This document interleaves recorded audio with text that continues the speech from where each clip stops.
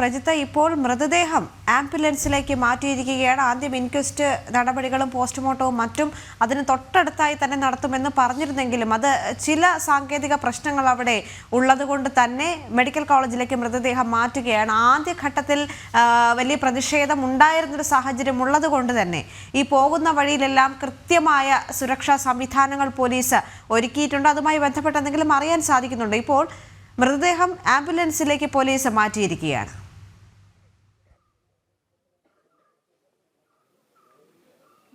മൃതദേഹം ഇപ്പോൾ ആംബുലൻസിലേക്ക് മാറ്റിയിരിക്കുന്നു. അല്പസമയത്തിനുള്ളിൽ ഈ മൃതദേഹവുമായി ഇവിടെ നിന്ന് ആംബുലൻസ് തിരുവനന്തപുരം മെഡിക്കൽ കോളേജിലേക്ക് പോകും. സ്വാഭാവികമായി തന്നെ ഇത്രയധികം വിവാദമായി മാറിയിരിക്കുന്ന ഒരു സാഹചര്യത്തിൽ തിരുവനന്തപുരം മെഡിക്കൽ കോളേജിൽ എല്ലാവിധ സൗകര്യങ്ങളുമുള്ള സാഹചര്യത്തിൽ അവിടെ തന്നെ പോസ്റ്റ്മോർട്ടം നടത്തുന്നതിലേക്ക് ഉദ്യോഗസ്ഥർ എത്തുകയായിരുന്നു. കാരണം ഒരു തരത്തിലുള്ള വീഴ്ചകളും ഈ വിഷയങ്ങളും ഇതിൽ ഉണ്ടാകരുത് എന്നുള്ളത് ഒരു നിലപാട് സ്വീകരിച്ചുകൊണ്ട് തന്നെയാണ് ഇപ്പോൾ പോകുന്നത്. പ്രത്യേകിച്ച് കോടതിയുടെ പോലും ഇടപെടലുള്ളത് കൊണ്ട് ആ രീതിയിലുള്ള നടപടിക്രമങ്ങളുമായി തന്നെ സർക്കാരിനും പോലീസിനും ജില്ലാ ഭരണകൂടത്തിനുമൊക്കെ മുന്നോട്ട് പോകാൻ കഴിയുള്ളൂ. എന്തായാലും കഴിഞ്ഞ ദിവസത്തെ ആ രീതിയിലുള്ളൊരു പ്രതിഷേധമോ ആ രീതിയിലുള്ള പ്രശ്നങ്ങളോ ഈ മേഖലയിലില്ല എന്നുള്ളതാണ്. നമ്മൾ മുൻപ് സൂചിപ്പിച്ചതുപോലെ തന്നെ നിയമവഴിയിൽ കാര്യങ്ങൾ നടക്കട്ടെ എന്നുള്ളതാണ് എല്ലാവരും ഇപ്പോൾ ചൂണ്ടിക്കാട്ടുന്നത്.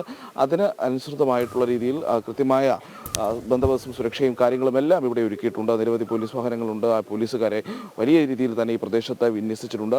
നാട്ടുകാരും പ്രദേശവാസികൾക്കുമൊക്കെ ഇപ്പോഴും ഇവിടെയൊക്കെ തന്നെയുണ്ട്. നമ്മൾ അല്പം മുൻപ് ഇപ്പോൾ നമ്മൾ സബ് കളക്ടർ അടക്കമുള്ള വാഹനങ്ങൾ നമുക്കിപ്പോൾ ദൃശ്യങ്ങളിൽ കാണാം.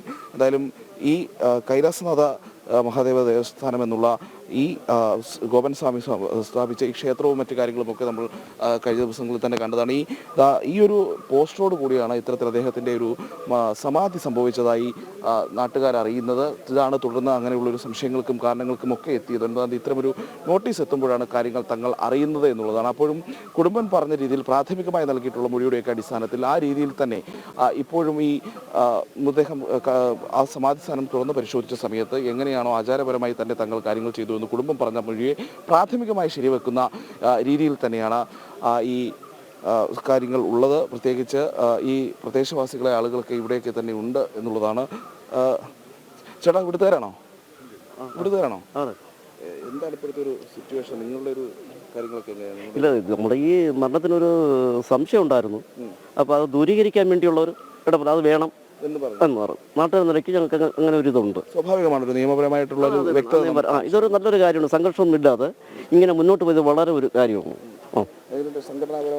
ഞാൻ കോൺഗ്രസ്സുകാരനാണ്. നടപടിക്രമങ്ങളിൽ തൃപ്തരാണ്. ആണ്. അങ്ങനെയാണ് അദ്ദേഹം പറയുന്നത്. അദ്ദേഹം ഈ പ്രദേശത്തെ ഒരു രാഷ്ട്രീയ പ്രവർത്തകനാണ്.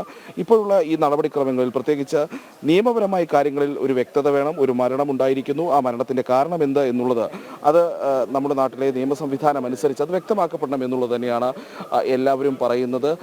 അതിഘട്ടത്തിലുണ്ടായ ആ ഒരു സംഘർഷ സമാനമായ സാഹചര്യങ്ങളൊന്നും ഇപ്പോഴിൽ. എന്തായാലും അല്പസമയത്തിനുള്ളിൽ ആംബുലൻസ് ഗോപൻ സ്വാമിയുടെ ഭൗതികദേഹവുമായി ആംബുലൻസ് ഇങ്ങോട്ട് വരുന്നുണ്ട്.